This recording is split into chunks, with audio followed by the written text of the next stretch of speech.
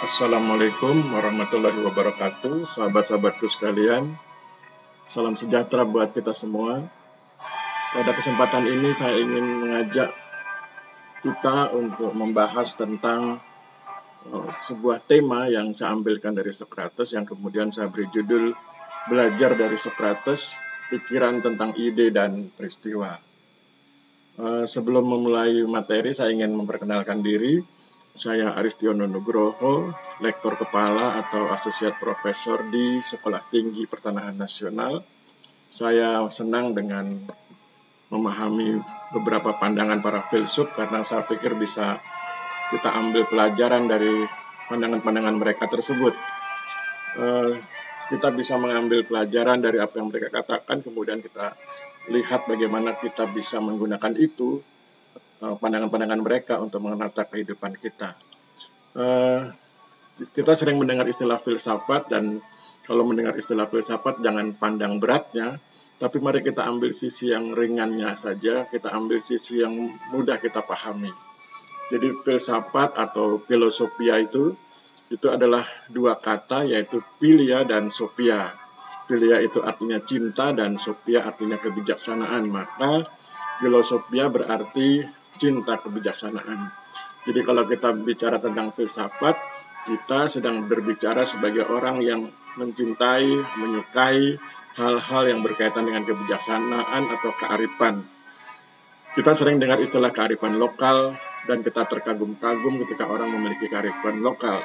Dan saya pikir sekarang kita juga harus mulai menghargai diri sendiri yang sesungguhnya pada diri kita juga terdapat kearifan. Dan itu akan kita bangun terus dengan memanfaatkan filosofia, cinta kebijaksanaan. Nah, untuk itu saya pikir ada baiknya kita kemudian berbicara tentang filsafat kehidupan. Jadi kita ambil sisi yang paling praktis begitu tentang filsafat kehidupan. Apa itu filsafat kehidupan? Filsafat kehidupan adalah memanfaatkan filsafat, terutama pandangan para filsuf, untuk memahami kehidupan agar dapat menyikapi kehidupan dengan sebaik-baiknya. Saya ulangi, kita akan mencoba membahas tentang filsafat kehidupan, yaitu berupaya untuk memanfaatkan filsafat, terutama pandangan filsuf, untuk memahami kehidupan agar dapat menyikapi kehidupan dengan sebaik-baiknya. Kita langsung menuju kepada Socrates. Kita bahas tema kita hari ini, yaitu belajar dari Socrates, pikiran tentang ide dan peristiwa. Siapa itu Socrates? Socrates adalah filsuf yang hidup pada tahun 469 sebelum Masehi sampai 399 sesudah Masehi. Socrates adalah filsuf Yunani dan guru seorang filsuf terkenal, yaitu Plato. Kelak, Plato juga menjadi guru seorang filsuf terkenal, yaitu Aristotle.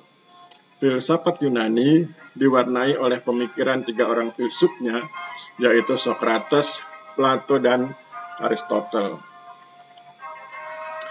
Apa yang disampaikan oleh Socrates yang akan kita bahas hari ini? Yang disampaikan oleh Socrates adalah pandangan sebagai berikut. Beliau berkata atau menyatakan, strong mind discuss ideas, average mind discuss events, weak mind discuss people. Saya ulangi, strong mind discuss ideas, average mind discuss events, weak mind discuss people. Yang kalau kemudian kita terjemahkan secara bebas, kira-kira artinya adalah pikiran yang kuat mendiskusikan ide, pikiran yang rata-rata mendiskusikan peristiwa, pikiran yang lemah mendiskusikan orang. Itulah yang disampaikan oleh Socrates, dan kita akan menggarisbawahi bahwa kita akan mencoba mencontoh pikiran yang kuat yang mendiskusikan ide dan pikiran yang rata-rata yang mendiskusikan peristiwa. Kita pandang sesuatu yang penting untuk mendiskusikan tentang ide dan peristiwa, dan sementara kita kesampingkan untuk mendiskusikan orang. Jadi ini akan kita ambil, yang kalau kemudian kita baca adalah strong mind discuss ideas, average mind discuss event, dan hari ini kita akan membahas tentang apa itu mind, apa itu ideas, dan apa itu events. Ini kalau dibuat semacam bold begitu ya, ditebalkan dan sekaligus diberi warna kuning. Kita akan bahas tentang pikiran, ide, dan peristiwa. Pikiran yang kuat mendiskusikan ide, pikiran yang rata-rata mendiskusikan peristiwa, pikiran yang lemah mendiskusikan orang. Kita kesampingkan mendiskusikan orang, kita akan mendiskusikan peristiwa dan ide. Sekarang kita bahas tentang mind, pikiran. Apa itu pikiran? Pikiran memiliki makna sebagai berikut. 1. Pikiran itu adalah bagian imaterial, bukan benda material, pada diri seorang manusia. Pikiran itu adalah sifat intelektual yang melekat pada diri seorang manusia. Pikiran itu adalah kondisi atau keadaan yang terjadi pada proses berpikir atau thoughts. Pikiran itu adalah kondisi mental yang sehat. Pikiran itu adalah hal-hal yang terkait dengan cara berpikir, think, dan kesadaran atau consciousness. Kemudian kita bahas mengenai unsur-unsur dalam pikiran.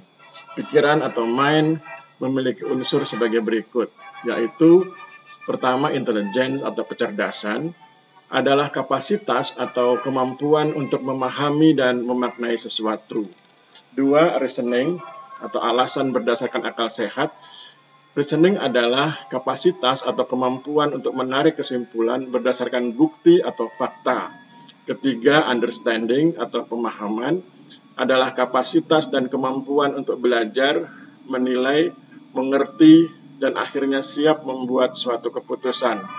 Keempat, remembrance atau ingatan adalah kapasitas atau kemampuan untuk mengingat.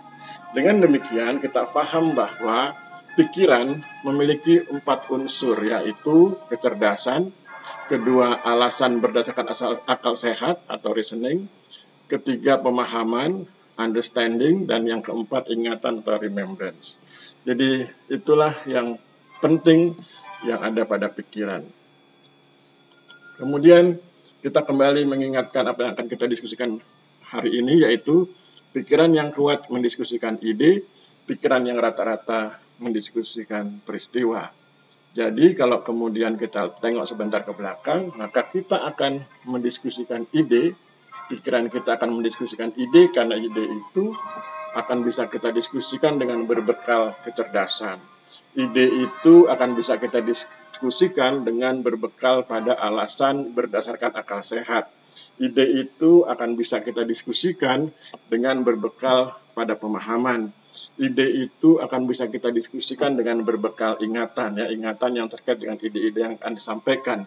Jadi ide itu akan bisa didiskusikan dengan berbekal pemikiran atau pikiran yang kuat. Sekarang kita bahas tentang ide. Apa itu ide? Ide atau idea dapat dimaknai sebagai berikut. Pertama, ide itu adalah isi pikiran yang sadar atau isi pada pikiran yang memiliki kesadaran. Kata kuncinya sadar dan kesadaran. Jadi ide itu pikiran yang sadar. Kedua, ide adalah memikirkan sesuatu. Ketiga, ide adalah representasi atau pencerminan mental dari sesuatu atau pencerminan mental terhadap sesuatu. Itu ide. Kemudian yang keempat, ide adalah karakterisasi konsep secara umum.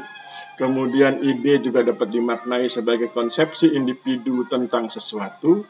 Ide juga dapat dimaknai sebagai keyakinan tentang adanya sesuatu. Dan yang ketujuh, ide dapat dimaknai sebagai gagasan tentang makna atau tujuan sesuatu. Jadi hari ini kita bahas tentang 7 makna dari ide, dan mudah-mudahan itu bisa menjadi bekal kita untuk bicara tentang pemikiran dan nanti tentang peristiwa. Jadi kalau dibilang pemikiran, maka kita harus berpikir tentang hal-hal yang memiliki kesadaran, yang membangun kesadaran. Kita bisa menggunakan pikiran untuk mendiskusikan hal-hal yang terkait dengan sesuatu. Kita bisa menggunakan pikiran untuk mendiskusikan hal-hal yang berkaitan dengan karakterisasi konsep secara umum. Kita bisa menggunakan pikiran sebagai bekal untuk mendiskusikan konsepsi individu tentang sesuatu, karena ini bicara tentang ide. Kemudian kita juga bisa menggunakan pikiran sebagai bekal untuk mendiskusikan keyakinan tentang adanya sesuatu. Dan pada akhirnya kita juga diizinkan, diperkenankan, boleh menggunakan pikiran untuk menjadi dasar bagi dilaksanakannya diskusi mengenai gagasan tentang makna atau tujuan sesuatu. Jadi itu tentang ide. Nah, kalau kemudian kita telisik lebih jauh, maka di dalam ide itu ada 8 unsur penting. Ya, jadi ide itu ada 8 unsur. Di dalam ide ada plan atau rencana. Di dalam ide ada scheme atau skema. Di dalam ide ada proposal atau usulan. Di dalam ide ada desain. Ya, desain sama. Penyebutannya sama. Desain dalam bahasa Inggris dengan desain dalam bahasa Indonesia. Kemudian di dalam ide juga ada notion, gagasan. Di dalam ide ada thoughts atau pikiran. Di dalam ide ada view atau pandangan. Di dalam ide juga ada understanding atau pemahaman. Sekarang kita bedah satu demi satu. Di dalam ide ada plan, ada rencana, yaitu poin-poin dan metode rinci yang disusun untuk mencapai tujuan. Di dalam ide ada skema, yaitu suatu susunan sistematis dari suatu tindakan yang berkolerasi dan bekerja sebagai sebuah sistem, ya, kan ada skema gitu ya. Kemudian di dalam ide ada proposal atau usulan, yaitu sesuatu yang diusulkan sebagai rencana dan tawaran. Di dalam ide ada desain, yaitu rancangan tentang struktur atau bentuk sesuatu. Di dalam ide ada notion atau gagasan, yaitu konsep, pendapat, kecenderungan atau keinginan yang disampaikan seseorang pada orang lain. Di dalam ide ada thoughts atau pemikiran, yaitu proses refleksi. Di dalam ide ada view atau pandangan, yaitu proses mengamati, melihat, dan membaca suatu isu atau fenomena tertentu. Dan akhirnya di dalam ide juga ada unsur understanding, ada unsur pemahaman, yaitu kemampuan untuk belajar, menilai, dan membuat keputusan dengan memanfaatkan kecerdasan atau akal. Itu yang kita maksud dengan ide, sehingga kemudian menjadi cocok ketika kemudian dengan berbekal pikiran yang kuat kita mendiskusikan ide. Pikiran yang kuat mendiskusikan ide, pikiran yang rata-rata mendiskusikan peristiwa, pikiran yang lemah mendiskusikan orang. Dan sementara kita abaikan dulu pikiran yang lemah yang mendiskusikan orang. Kita fokus pada pikiran yang kuat yang mendiskusikan ide dan pikiran-pikiran yang mendiskusikan peristiwa. Strong mind discuss ideas, average mind discuss events, weak mind discuss people. Sekarang kita lihat apa itu peristiwa.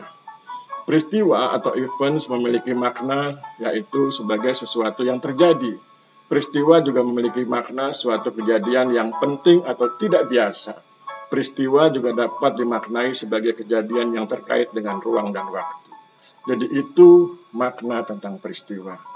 Kemudian apa unsur dari peristiwa? Peristiwa itu memiliki 4 unsur. Pertama, di dalam peristiwa ada insiden, yaitu kejadian yang berbeda atau relatif tidak signifikan, tetapi memiliki konsekuensi serius. Di dalam peristiwa ada happening, yaitu suatu kejadian spontan atau hasil improvisasi seseorang yang dipandang unik oleh orang lain. Di dalam peristiwa ada experience, yaitu partisipasi, pengamatan, dan pengalaman pribadi secara langsung atas kejadian tertentu. Di dalam peristiwa ada matter, yaitu peristiwa yang membentuk atau menempati ruang tertentu.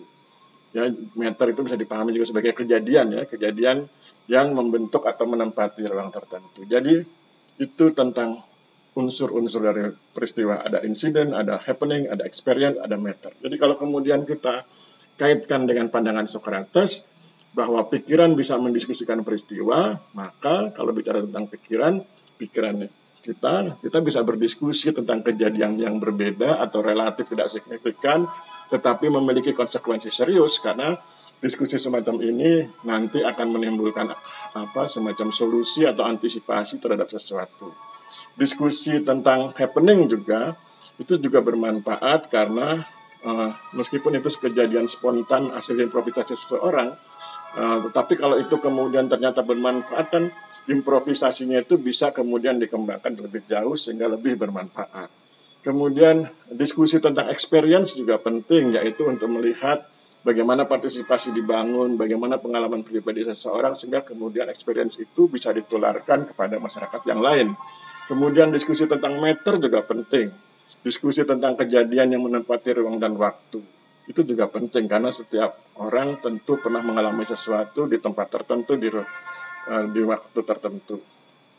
Jadi insiden, happening, experience, matter itu perlu didiskusikan agar kemudian bisa diantisipasi hal-hal yang punya konsekuensi serius, bisa dikembangkan bila itu berkaitan dengan improvisasi seseorang, bisa ditularkan bila itu kemudian terkait dengan partisipasi, dengan experience, dan bisa kemudian dibuatkan keputusan yang tepat bila itu menyangkut matter atau kejadian yang berada di ruang dan waktu tertentu. Dengan demikian menjadi tepat saran dari Socrates untuk menggunakan pikiran guna mendiskusikan ide dan peristiwa. Jadi saya ingatkan, Socrates mengatakan strong mind discuss ideas, average mind discuss event, weak mind discuss people. Kita kesampingan weak mind discuss people, kita fokus pada dua hal, strong mind discuss ideas, average mind discuss events. Tetapi kemudian ketika discuss event, kita tidak meremehkan minds, sehingga kemudian kita sementara juga tidak terlalu menyebut kata average-nya, tapi kita mengatakan bahwa pemikiran juga penting untuk mendiskusikan event.